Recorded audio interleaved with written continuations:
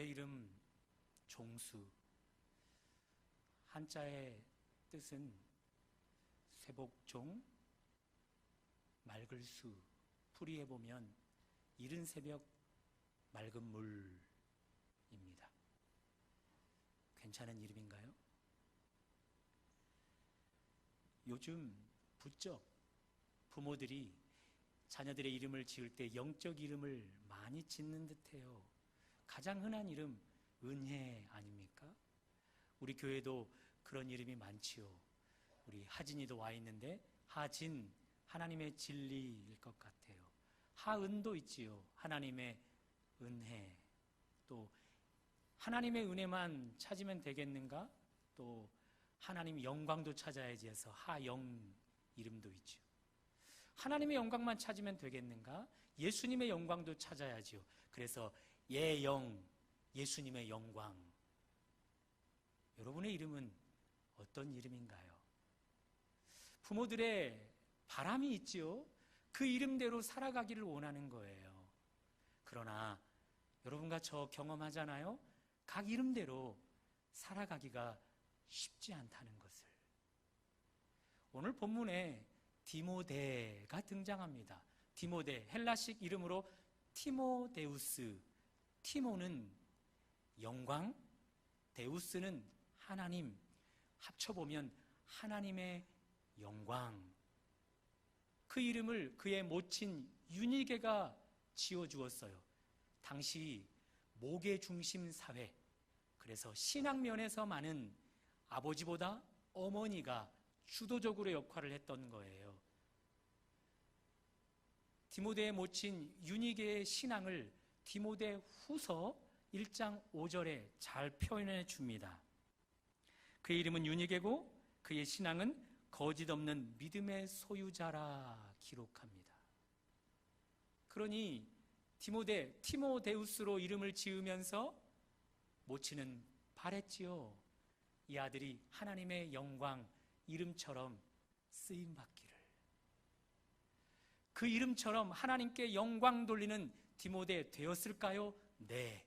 여러분과 저는 오늘 말씀을 살펴보면서 디모데가 그 이름값 톡톡히 하는 것을 보게 될 것입니다. 하나님의 영광, 그 이름처럼 쓰임받게 되는 것을 보게 될 것입니다.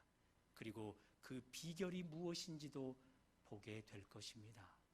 각각 멋진 이름 가지고 계시는 여러분, 말씀을 듣는 가운데 우리 역시도 하나님께 영광 돌리는 일로 우리의 각각의 이름값 할 수 있기를 주님의 이름으로 축원합니다. 이름값 하는 일, 먼저 주변 사람들에게 칭찬받는 것으로 시작합니다. 1절입니다. 바울이 더베와 누스드라에게도 이름해 거기 디모데라 하는 제자가 있으니 3절 바울이 그를 데리고 떠나고자 할세. 바울과 실라 두 사람이 2차 전도 여행을 본격적으로 시작했어요. 지도를 잠깐 보여주시면 이건 1차고요. 2차.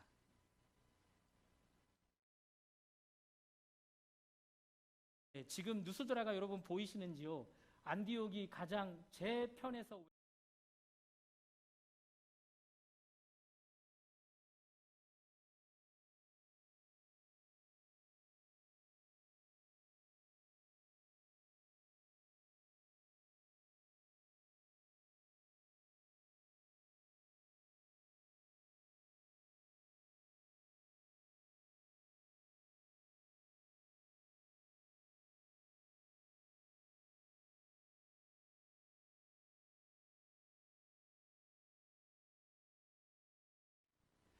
일 차 전도 여행 시 도중 하차했던 마가 결코 받아들이지 않았던 바울이었습니다. 그런 마가를 함께 데리고 가자 제안했던 바나바마저 전도팀에서 이탈시켰던 바울이었습니다. 그렇게 전도하는 일, 하나님의 일을 하는 일에만은 엄격한 잣대를 들이댔던 바울이 도대체 디모데에게서 무엇을 발견했기에, 무엇을 높이 샀기에 그를 스카웃하려 하는 것일까요? 2절입니다. 디모데는 누스드라와 이고니안에 있는 형제들에게 칭찬받는 자니, 칭찬받는 자, 그것 때문입니다. 이 칭찬, 어떤 칭찬일까요? 사람됨, 성품, 그런 칭찬일까요? 아닙니다. 영적인 믿음에 관련된 칭찬입니다. 바울은 디모데와 이미 한 번 만났던 경험이 있어요. 앞에서 1차 지도를 보셨던 것처럼 누스드라에 들렀을 때 약 1년 전이에요. 그때 디모데를 만났어요. 바울이 디모데를 만날 때 앞에서 소개해드렸던 모친 유니게를 통해 디모데는 어릴 적부터 쭉 신앙교육을 잘 받아왔던 자예요. 1년여 지나 바울이 2차 전도여행 가운데 디모데를 다시 만났을 때 한눈에 알아보는 것입니다. 디모데가 말씀의 사람답게 멋지게 성장해 있음을 말입니다. 그것이 매력으로, 그것이 디모데를 높이 사게 해서 스카우트 하고 싶은 거죠. 그러므로 디모데가 받는 칭찬은 사람됨, 성품, 그것이 아니라 그의 하나님의 말씀을 지켜가는 믿음됨입니다. 2절을 계속해서 보십시오. 디모데는 누스드라와 이고니에 있는 형제들에게 칭찬받는 자니, 이것을 헬라어로 직역해보면 형제들에게 증언을 받는 자니, 그렇게 기록이 되어져요. 형제들이 말하는 거예요. 디모데 같은 사람을 한 번도 본 적이 없다. 그의 신앙, 그런 신앙을 가진 자 흔치 않다. 그의 삶은 너무나 일관되어진다. 좋을 때뿐만 아니라 힘들 때에도 말씀을 붙들고 살아가는 삶이 탁월하다. 그렇게 주변의 사람들이 디모데를 칭찬합니다. 디모데가 받는 이런 칭찬, 믿는 여러분과 저라면 마땅히 받아야 되는 것 아니겠습니까? 그런데 저를 포함해서 한국교회 성도들을 향한 주변의 칭찬 어떻습니까? 칭찬이 많습니까? 지탄이 많습니까? 지극히 소수만 주변 사람들에게 칭찬받을 뿐 다수는 지탄만 난무하는 것 아니겠습니까? 코로나19가 낳은 신조어 언택트라는 말을 들어보셨지 않습니까? 언 단어에 컨택트 두 단어를 합성시켜서 언택트, 뜻은 사회적 거리두기, 사람과의 관계 최대한 멀리하기, 그것입니다. 코로나를 통과하고 계시는 여러분과 저이지만, 여러분과 저 언택트 시대를 살아가고 있지만 컨택트 할 수밖에 없는 사람들이잖아요. 관계를 떠나서는 단 하루도 살아갈 수 없는 사람들이 바로 여러분과 저 아닙니까? 그런 의미에서 그렇게 관계를 하며 살아가야 하는 여러분과 제가 사람들에게 칭찬받지 않고 이름값 할 수 없습니다. 사람들에게 인정받지 않고 이름값 결코 할 수 없습니다. 앞에서 질문 드렸습니다. 이름값 하는 일, 디모데에게서 답을 찾으면 주변 사람들에게 칭찬받는 것입니다. 그런 은혜가 여러분과 저에게 있기를 바랍니다. 자, 이렇게 이름값 하는 일, 주변 사람들에게 칭찬받음으로 시작되어집니다. 그렇다면 다음 질문이 필요하지요. 주변 사람들에게 우리는 어떻게 하면 칭찬받을 수 있을까요? 성경은 그 비결을 이야기해 줍니다. 잠언 3장 1절 4절. 먼저 1절입니다. 나의 법을 잊어버리지 말고 내 마음을 다해 지키라. 4절. 그리하면 내가 하나님과 사람 앞에서 은총과 귀중히 여김을 받으리라. 사람에게서 귀중히, 인정받음이, 칭찬받게 됨이 무엇으로 비롯되어진다고요? 하나님의 말씀을 마음을 다해 지키는 것, 그것입니다. 하나님의 말씀을 마음을 다해 지킬 때 주변 사람들이 우리를 귀중히 여기기 시작하고 인정하기 시작하고 칭찬하기 시작하는 칭찬 일색의 모습이 된다는 거죠. 개인적으로 저는 착한 사람 컴플렉스가 있는 듯해요. 누구에게나 저 사람은 참 좋은 사람이야 그 말을 듣고 싶어 해요. 그것이 남들보다 더 남다른 것 같아요. 그 본능이 누구를 대하든지 더 선하게 대하게 하고 더 좋은 이미지로 남게끔 합니다. 혹여 누군가 저를 무례하게 대할 때, 저를 거칠게 대할 때 보통 사람 같으면 받은 대로 갚아주잖아요. 혹은 받은 것보다 몇 배로 갚아주는 것이 보통 사람들이잖아요. 그런데 저는 그럴 때에도 그들에게 받은 대로 갚아주지 못해요. 그 본능이 살아 움직이는 거죠. 그런데 그런 착한 사람 컴플렉스를 가지고 살면 살수록 깨닫는 것이 있습니다. 모든 사람이 저를 좋아할 수 없다입니다. 누군가는 아무런 이유 없이 저를 미워할 수 있다. 그것을 깨닫습니다. 그래서 개인적으로 이런 결론을 내립니다. 인간적인 애씀으로는 주변 사람들의 칭찬 일색 받을 수 없다. 이지요. 그러므로 저에게는 오늘 잠언 3장 4절 말씀이 큰 깨달음으로 와닿는 것입니다. 하나님의 말씀을 마음을 다해 지킬 때에 사람이 귀중히 여겨준다. 주변 사람들이 귀중히 여겨주고 칭찬해주고 인정해준다. 이것이 큰 귀감으로 와닿게 되는 거지요.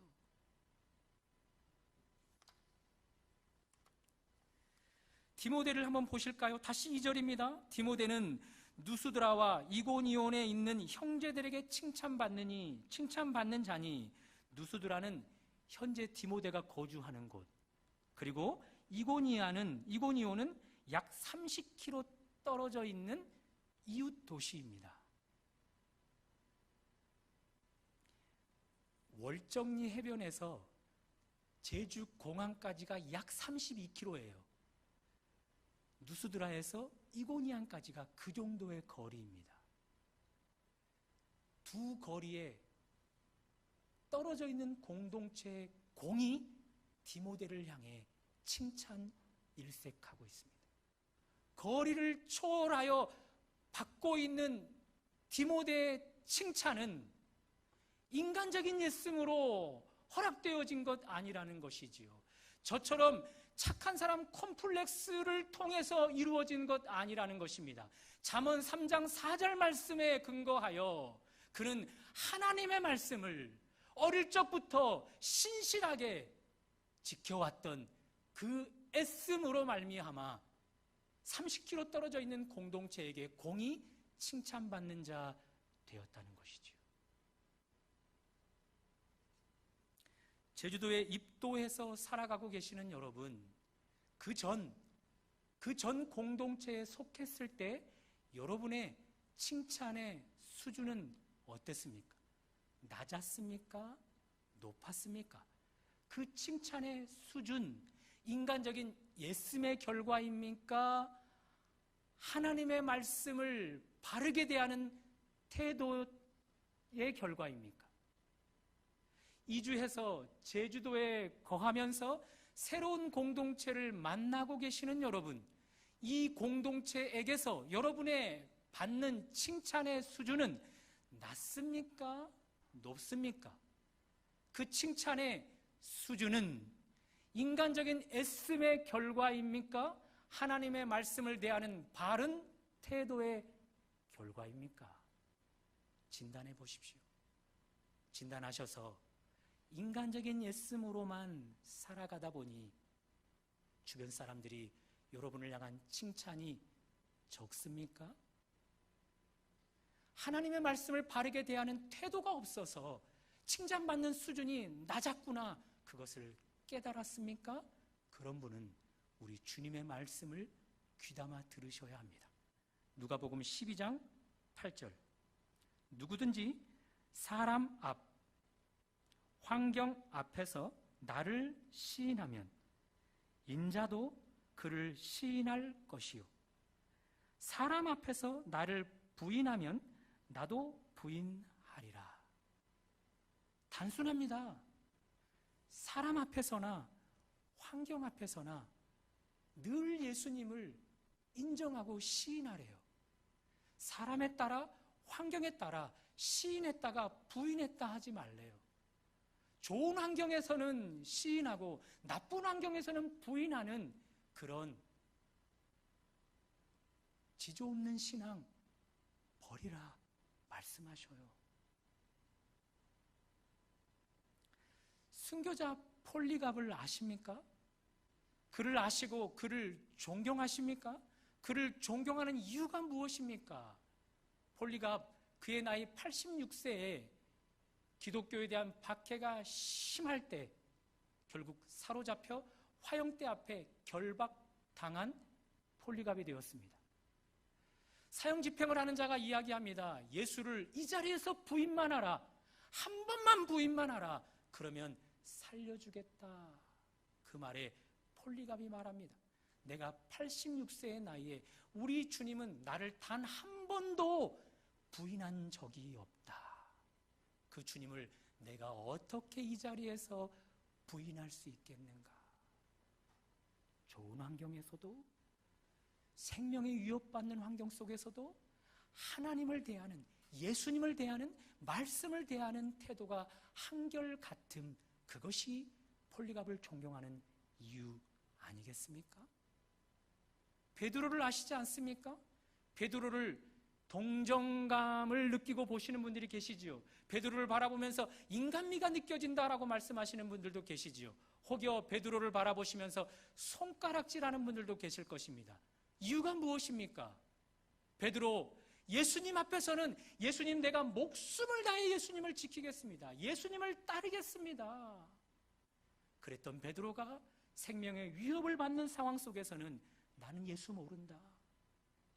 부인해버리는 베드로, 그것 때문 아니겠습니까?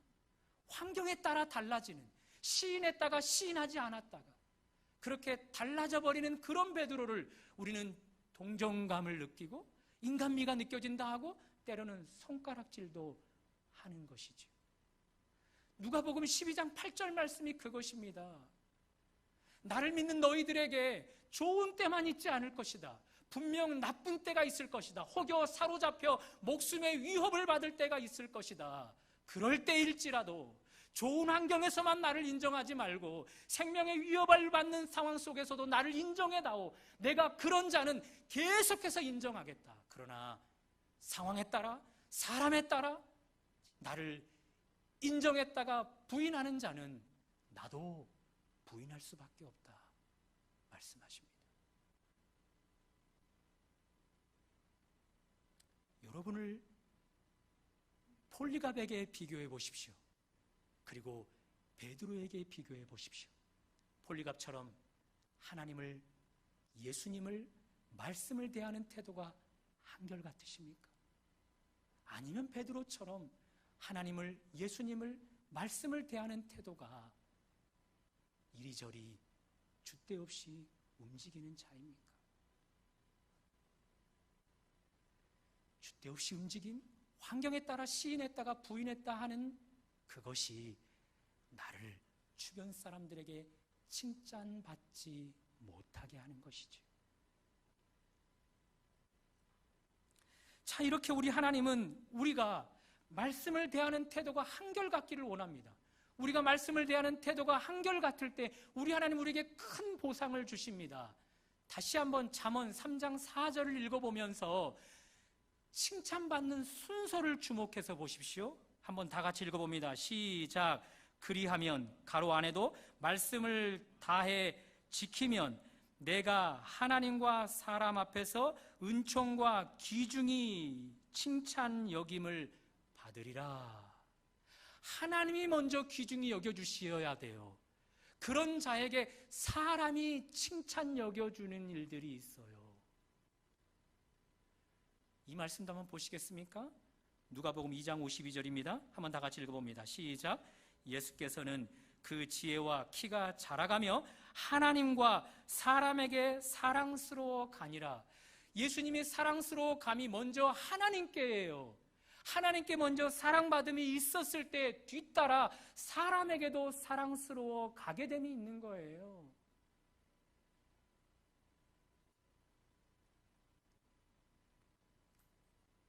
요셉이 그랬어요. 야곱의 아들, 11번째 아들 요셉. 그가 여차여차 종이 되었습니다. 노예가 되었습니다. 한 주인을 그리고 그 가정을 섬기는 노예가 되었을 때 저 같으면 얼마든지 한결같음을 잃어버릴 것 같아요. 내가 말씀을 지키고 살았는데 도대체 하나님 내게 왜 이러십니까? 그러면서 하나님을 시인하기보다 부인해버릴 것 같아요. 그런데 요셉은 그런 상황 속에서도 하나님을 시인하고 인정했습니다. 그때부터입니다. 그의 주인이 요셉을 노예의 자리에서 높여 가정의 총무 자리로 세워줍니다. 창세기 39장 3절 4절 3절입니다. 그의 주인이 여호와께서 그와 함께 하심을 보았더라. 주인이 무엇을 보았다고요? 하나님이 요셉과 함께함을 보았습니다. 한결같은 요셉을 하나님이 인정하는 것을 보았습니다. 귀중히 여김을 보았습니다. 그 뒤가 4절이지요. 그가 요셉을 가정 총무로 삼고 자기의 소유물을 다 그의 손에 위탁하니, 순서가 하나님이 먼저 귀중히 여겨주실 때 사람이 그 사람을 귀중히 여기게 되는 것입니다. 시간이 더 지났습니다. 이제 좋아질 것 같은데 요셉은 이제 감옥에 갇히게 됩니다. 억울한 누명을 쓰고 감옥에 갇혔어요. 자, 이때도 저는 하나님 왜 좋을 때를 주셨다가 또 저를 바닥을 치게 하십니까? 한결같이 못할 것 같아요. 시인했던 하나님을 부인해버릴 것 같단 말입니다. 그러나 요셉은 그 상황 속에서도 하나님을 시인 인정합니다. 그때부터입니다. 감옥의 모든 재반 업무를 감당했던 간수장이 요셉을 감옥의 총무 자리에 높여줍니다. 창세기 39장 21절 22절, 먼저 21절, 여호와께서 요셉과 함께 계시고 그에게 인자를 더하사 간수장에게 은혜를 받게 하심에, 먼저 하나님의 인정하심이 있는 거예요. 먼저 하나님의 귀중히 여겨주심이 있는 거예요. 그 뒤 간수장이 요셉을 높이는 것이죠. 22절, 간수장이 옥중 죄수를 다 요셉의 손에 맡김으로 그 재반 사물을 요셉이 처리하고. 이 원리를 아시겠습니까? 시간이 더 흘렀습니다. 요셉 감옥에서 나와 그 당시 왕 앞에 섭니다. 그 왕이 요셉을 왕 다음 자리 애굽의 총리 자리로 높여줍니다. 이유는 하나입니다. 한결같은 요셉을 하나님이 계속해서 시인, 인정, 귀중히 여겨주셨더니 애굽 왕도 그런 요셉을 귀중히 여길 수밖에 없는 것입니다. 이것이 하나님의 보상입니다. 상황에 따라, 환경에 따라, 사람에 따라 시인했다가 부인했다가 그렇게 말씀을 달리 대하는 태도가 아닌 한결같은 말씀을 대하는 태도를 가진 자에게 우리 하나님이 먼저 은총을 베푸시고 귀중히 여기십니다. 그런 자에게는 반드시 사람이 인정하는 일들이 뒤따르게 됩니다.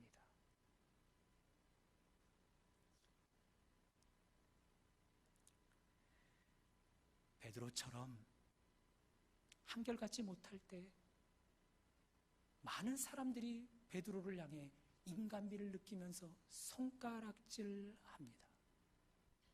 볼리갑처럼 하나님을 대하는 자세가 한결같을 때 주변 사람들이 그를 인정하고 우러러보고 존경하며 그의 신앙을 닮아가려고 합니다. 다시 한번 선택하면 좋겠습니다. 여러분은 한결같은 폴리갑이 되시겠습니까? 한결같지 않은 베드로가 되시겠습니까? 여기까지 말씀을 정리해 볼까요? 바울의 2차 전도 여행길에 디모데를 만났습니다. 디모데를 만나자마자 스카웃하고 싶습니다. 사람됨, 성품 때문이 아닙니다. 그가 받는 칭찬 때문인데 그 칭찬은 잠언 3장 4절 말씀처럼 하나님의 말씀을 한결같이 바른 태도로 대한 것, 그것이었습니다.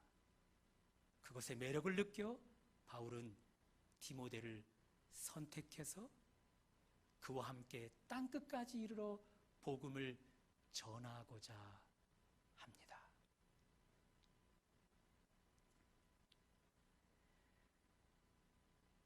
디모데, 어머니 유니게에게서 말씀을 배울 때, 말씀 훈련을 받을 때 그 역시도 우리처럼 지칠 때도 있었을 거예요.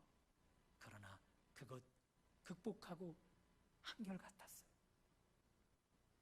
바울이 1년 전 그에게 전해준 복음, 그 복음을 붙들고 이것이 정말 참인가?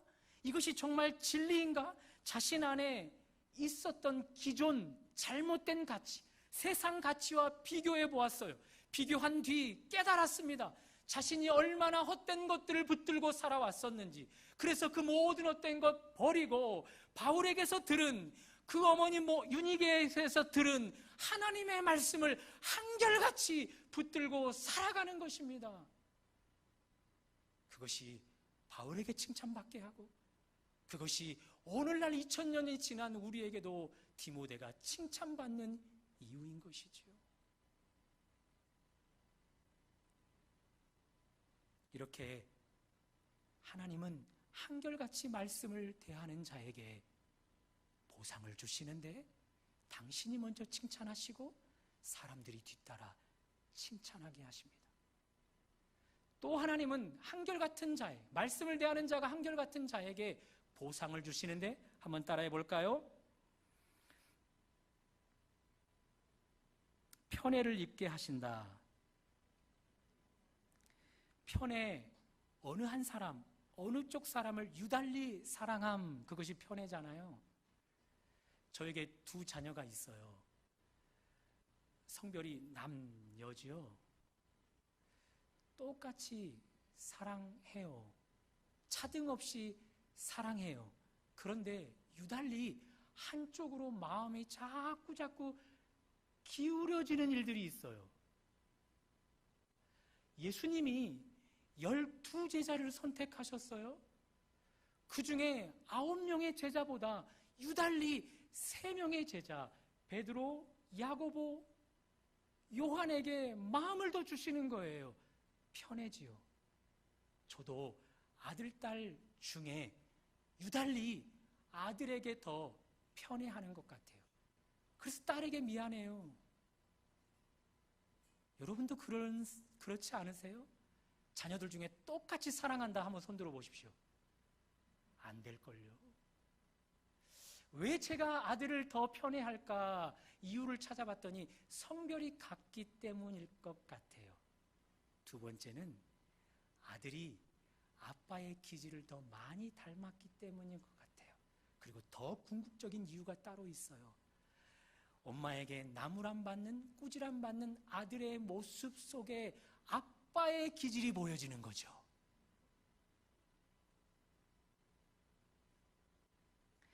주인공이라 할 수 있는 바울, 그는 이미 바나바의 빈자리를 신라로 채워서 2차 전도여행을 시작했습니다.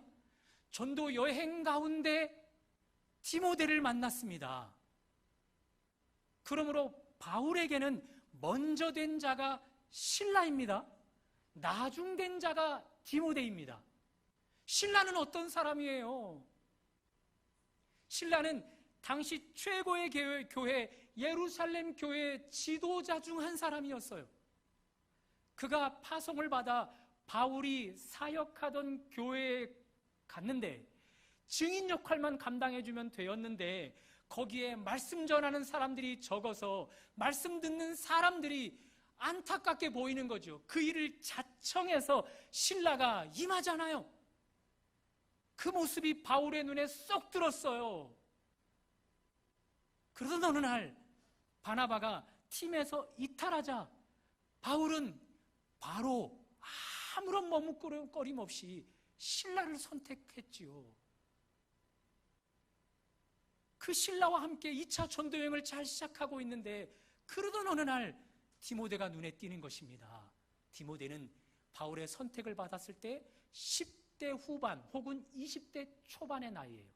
나이 면에서도 신라가 연장자예요. 사역적인 경험 면에서도 신라가 대선배예요. 디모데는요 한참 나이도 어리고 사역의 경험도 없었어요. 그런데 훗날 바울과 함께 디모데가 사역하는 과정 속에 바울이 디모데에게만은 특별한 칭호를 사용합니다. 그것은 아들이라는 칭호인데요, 디모데후서 1장 2절 믿음 안에서 참 아들 된 디모데야. 디모데후서 1장 앞에 게 디모데전서 1장 2절이고요 뒤에 게 디모데후서 1장 2절이에요 사랑하는 아들 디모데야. 먼저 된 신라에게는 이런 칭호 붙이지 않아요. 그런데 유달리 디모데에게는요 내 아들아 내 아들아 그런 칭호를 거듭 붙여가고 있어요. 이거 편애지요. 신라와 디모데가 바울에게서 역전되어 버렸어요. 분명한 편애 아닙니까? 무엇이 바울로 하여금 디모데를 편애하게 했을까요? 동일합니다. 말씀을 한결같이 대하는 태도입니다. 앞에서 말씀드렸던 요셉, 어떤 환경 속에서도 하나님을 인정합니다. 더 어려운 상황에 처했어도 하나님을 인정합니다. 하나님의 말씀을 그렇게 한결같이 대합니다. 그를 하나님이 먼저 귀중히 여기셨더니 그의 자리가 어디까지 올라갑니까? 당대에 오를 수 있는 최고의 자리까지 올라갑니다. 굉장히 편해지요. 하나님이 요셉을 그렇게 편애하셨어요. 바울이 디모데를 편애하는 이유는요 바울의 성경관 때문이에요. 디모데후서 1장 15절에서부터 17절이 바울의 성경관입니다. 한번 읽어볼까요? 시작.